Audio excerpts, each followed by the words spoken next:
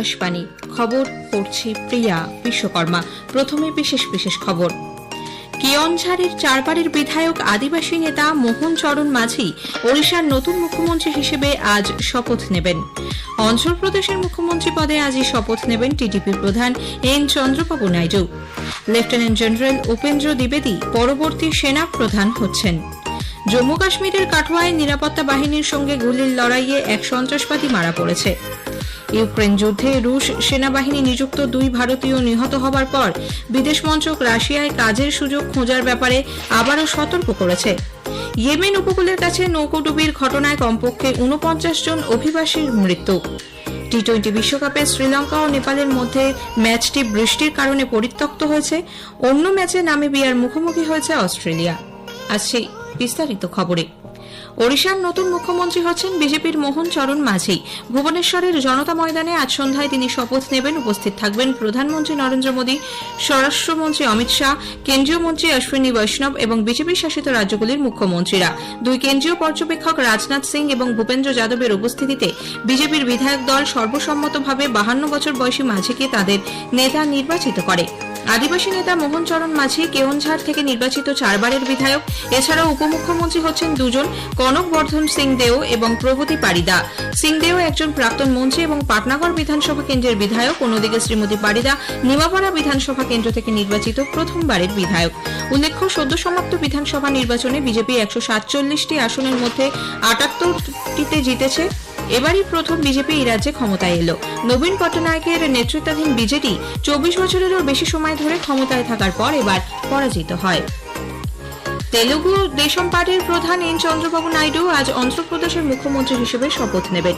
বিজয়ওয়াড়া আন্তর্জাতিক বিমানবন্দরের কাছে কেশারাপল্লী আইটি পার্কে সকাল 11:27 শুরু হবে শপথ গ্রহণ অনুষ্ঠান। এই নিয়ে 4 বার তিনি মুখ্যমন্ত্রী হচ্ছেন।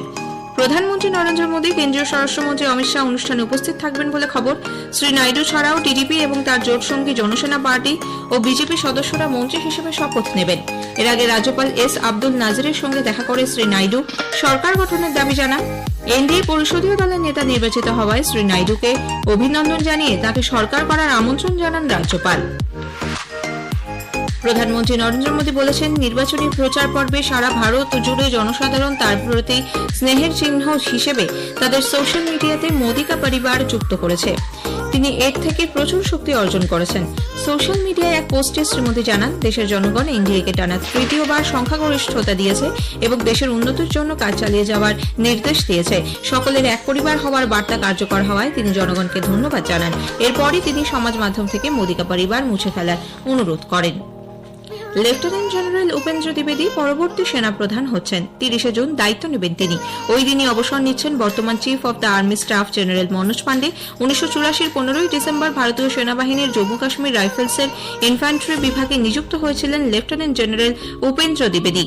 প্রায় 40 বছরের কর্মজীবনে বিভিন্ন দায়িত্ব দক্ষতার সঙ্গে সামলেছেন তিনি। ডিজি ইনফ্যান্ট্রি এবং উত্তরাঞ্চলীয় কমান্ডার সদর দপ্তরে জিওসি-ইনসি হিসেবে দায়িত্ব পালনের পর লেফটেন্যান্ট জেনারেল দ্বিবেদী vice chief of the army staff নিযুক্ত হন।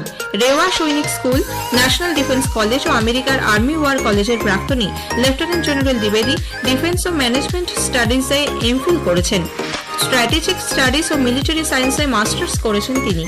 পরম বিশিষ্ট সেবা পদক, অতি বিশিষ্ট সেবা পদক এবং তিনি 3টি জিওসি-ইনসি কমেন্ডেশন কার্ড রয়েছে তার প্রাপ্তির ঝুলিতে।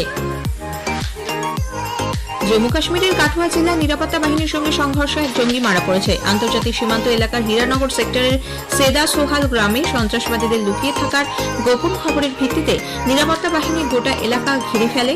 দুপক্ষের গুলির লড়াইয়ের মধ্যে পড়ে স্থানীয় এক বাসিন্দা আহত হয়েছেন বলে খবর। আরও 2 জঙ্গি ওই গ্রামে লুকিয়ে আছে বলে মনে করা হচ্ছে। তল্লাশি অভিযান অব্যাহত। খবর শুনছেন আকাশবাণী থেকে। ইউক্রেন যুদ্ধে রুশ সেনাবাহিনী নিযুক্ত 2 ভারতীয় নিহত হয়েছেন। বিদেশ মন্ত্রকের তরফে এক বিবৃতিতে জানানো হয়েছে, মস্কোয় ভারতীয় দূতাবাস রুশ কর্তৃপক্ষকে এবং নতুন দিল্লিতে নিযুক্ত রাশিয়ার রাষ্ট্রদূতের কাছে এই ঘটনায় কড়া বার্তা পাঠিয়েছে। রুশ সেনাবাহিনীর সঙ্গে থাকা সমস্ত ভারতীয় নাগরিককে অবিলম্বে ছেড়ে দিতে এবং দেশে ফেরাতে বলেছে ভারত। পরবর্তী সময়ে ভারতের কোনো নাগরিককে আর যাতে নিয়োগ না করে রাশিয়ার সেনা, সেই দাবিও জানানো হয়েছে। রাশিয়ায় কাজের সন্ধান করার সময় সতর্ক থাকার জন্য ভারতীয় ভারতীয় নাগরিকদের আবারও আবেদন জানিয়েছে বিদেশ মন্ত্রক। মন্ত্রকের মুখপাত্র রণজিৎ জয়সওয়াল রুশ সেনাবাহিনীকে সাহায্য করার কোনো কাজের সুযোগ পাওয়ার ফাঁদে পা না দেওয়ার অনুরোধ করেছেন। ইয়েমেন উপকূলের কাছে নৌকাডুবির ঘটনায় কমপক্ষে 49 জন অভিবাসীর মৃত্যু হয়েছে। নিখোঁজ হয়েছেন 140 জন। সোমালিয়ার বন্দর শহর বোসাসো থেকে রবিবার সকালে 260 জন শরণার্থীকে নিয়ে পাড়ি দেয় নৌকোটি। ইয়েমেনের সাবোয়া প্রদেশের উপকূলের কাছে উল্টে যায় সেটি।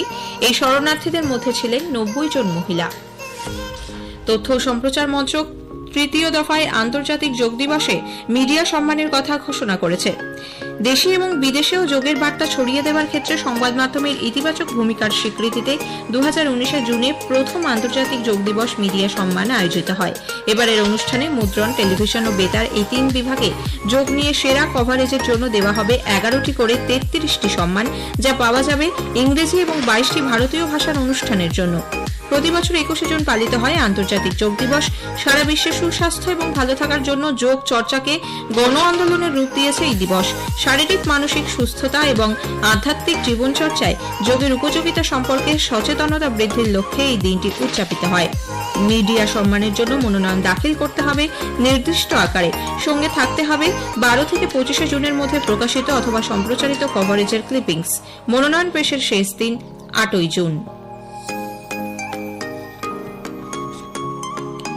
বিশ্ববিদ্যালয় সহ উচ্চশিক্ষা প্রতিষ্ঠানগুলি আগামী শিক্ষাবর্ষ থেকে বছরে 2 বার ছাত্রছাত্রীদের ভর্তি নিতে পারবে।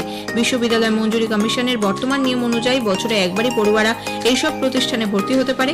ইউজিসির চেয়ারম্যান এম জগদীশ কুমার জানিয়েছেন, এই সিদ্ধান্তের ফলে বোর্ডের ফল ঘোষণায় বিলম্ব, স্বাস্থ্য বা ব্যক্তিগত সমস্যার কারণে যারা ভর্তি হতে পারেনি সেই সব শিক্ষার্থীরা উপকৃত হবেন। আগামী শিক্ষাবর্ষের জুলাই, আগস্ট এবং জানুয়ারি, ফেব্রুয়ারি মাসে এই ভর্তি প্রক্রিয়া চলবে। ডাক্তারের স্নাতক স্তরে ভর্তির প্রবেশিকা পরীক্ষা নিট ইউজিতে অনিয়মের অভিযোগের প্রেক্ষিতে জাতীয় পরীক্ষা নিয়ামক সংস্থা এনটিএকে নোটিশ দিয়ে জবাব তলব করেছে সুপ্রিম কোর্ট। তবে ভর্তির কাউন্সেলিং প্রক্রিয়ায় কোনো স্থগিতাদেশ দেয়নি। প্রশ্নপত্র ফাঁস, অতিরিক্ত নম্বর দেওয়া সহ একাধিক অভিযোগের পরীক্ষা বাতিল করতে চেয়ে করা আবেদনের শুনানিতে বিচারপতি বিক্রম নাথ এবং বিচারপতি এহসানুদ্দিন আমানুল্লাহর অবকাশকালীন বেঞ্চ গতকাল জানায়, পরীক্ষার স্বচ্ছতা নিয়ে প্রশ্ন উঠছে, তাই এনটিএকে এর উত্তর দিতে হবে। আগামী 8ই জুলাই মামলার পরবর্তী শুনানি। উল্লেখ্য, নির্দিষ্ট সময়ের আগেই লোকসভা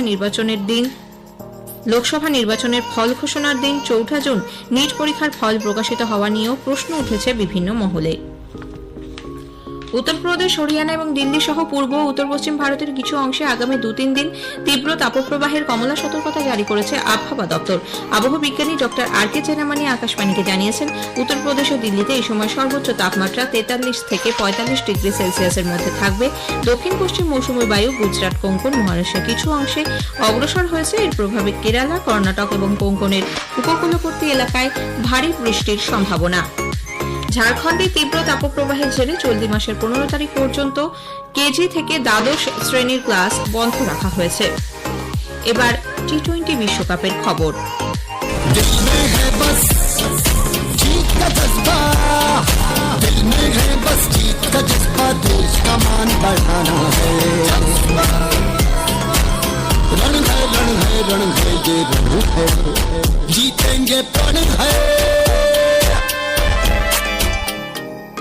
টি-20 বিশ্বকাপে আজ ফ্লোরিডার সেন্ট্রাল ব্রোয়ার্ড রিজিওনাল পার্কে শ্রীলঙ্কা ও নেপালের মধ্যে ম্যাচটি বৃষ্টির কারণে পরিত্যক্ত হয়েছে। একটি বলও খেলা যায়নি। এদিকে অ্যান্টিগুয়া ও বারবুডার স্যার ভিভিয়ান রিচার্ডস স্টেডিয়ামে অন্য ম্যাচে অস্ট্রেলিয়া নামিবিয়ার মুখোমুখি হয়েছে। অস্ট্রেলিয়া টসে জিতে নামিবিয়াকে ব্যাট করতে পাঠায়। শেষ খবর পাওয়া পর্যন্ত তারা 17 ওভারে 72 রান করেছে। টি-20 বিশ্বকাপের গ্রুপ লিগ পর্বে ভারত আজ মার্কিন যুক্তরাষ্ট্রের বিরুদ্ধে খেলবে। নিউ ইয়র্কের নাসাউ কাউন্টি আন্তর্জাতিক ক্রিকেট স্টেডিয়ামে খেলা শুরু হবে ভারতীয় সময় রাত 8টায়। এদিকে বিশ্বকাপ ক্রিকেটের গ্রুপ লিগ পর্বের অন্য ম্যাচে পাকিস্তান 7 উইকেটে কানাডাকে হারিয়ে দিয়েছে। নিউ ইয়র্কের নাসাউ কাউন্টি আন্তর্জাতিক ক্রিকেট স্টেডিয়ামে গতকাল পাকিস্তান টসে জিতে কানাডাকে ব্যাট করতে পাঠায়। নির্ধারিত 20 ওভারে 7 উইকেটে তারা 106 রান করে। 107 রানের লক্ষ্য নিয়ে ব্যাট করতে নেমে পাকিস্তান 3 উইকেট হারিয়ে 15 বল বাকি থাকতেই প্রয়োজনীয় রান তুলে নেয়।